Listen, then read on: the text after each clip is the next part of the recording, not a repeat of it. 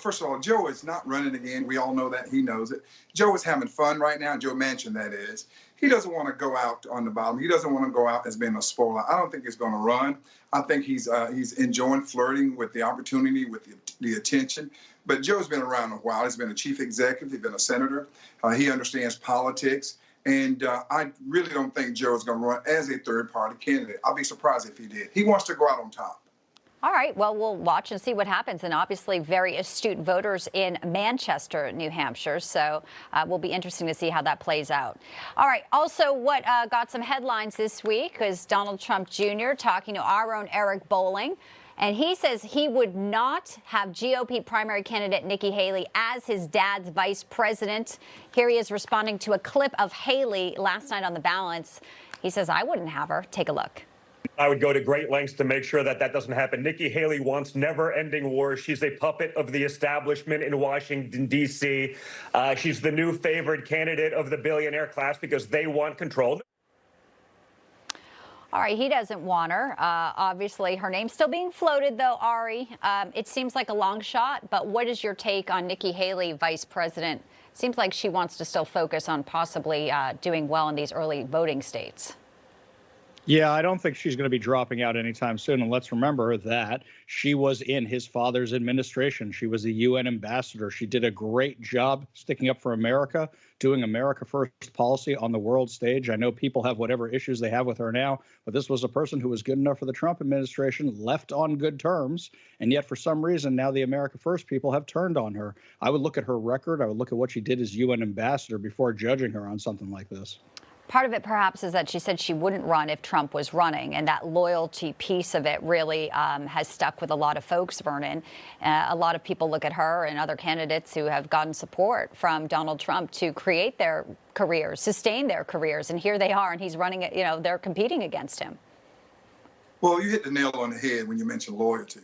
And the Trumps, they have a long memory, and they have forgotten. There's some things that she said along the way after she left as UN ambassador. I think that they are keeping that in mind. Now, she's been a chief executive, yes. She's worked with the administration, yes. But I think Nikki's future is going to be beyond 2024. President Trump, obviously, we all know is best suited to win this 2024 nomination and go on to beat Joe Biden.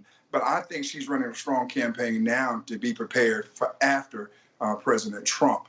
But I do not believe President Trump, under no circumstances, would bring on. And President Trump is not trying to be politically correct here. He's not going to select a woman because they think we need to select a woman. He's going to select who he thinks is most qualified and most loyal to him. Who do you think's on the short list, Vernon? That's a long short list. President Trump, I learned not I'll use the words of George Bush, don't underestimate President Trump. It could be somebody we haven't even thought of. But I can tell you, whoever he gets, it's going to be a strong person. It's going to be a person the president feels like he can trust. And it's going to be a person that President Trump feels as though it'll be a good number two guy or girl that can crisscross this country and the world and represent his administration and his issue. All right, final minute. Ari, I want to go back to something you said to the first question. You want Donald Trump to you were offering some strategy there to focus more on Biden, but he also has these legal cases he has to deal with, Jack Smith, Judge Arthur Engeron. There's a lot going on for him, not just as a leading GOP candidate, but just as a human being here.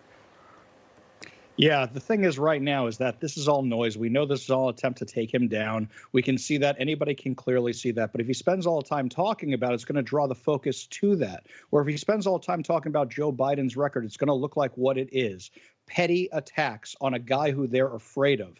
That's why he needs to focus on that. That's why he needs to focus on Joe Biden. That's why he needs to focus on Joe Biden's messaging. Because when you look at that, when you look at Joe Biden's record, there's no way he can defend it. There's no way any Democrat can. Ari Hoffman, Vernon Jones, thank you so much, guys. Good to have you with us today on Newsline. Thank you. Merry Christmas. Happy New Year. Yes, Merry Christmas and Happy New Year to you guys.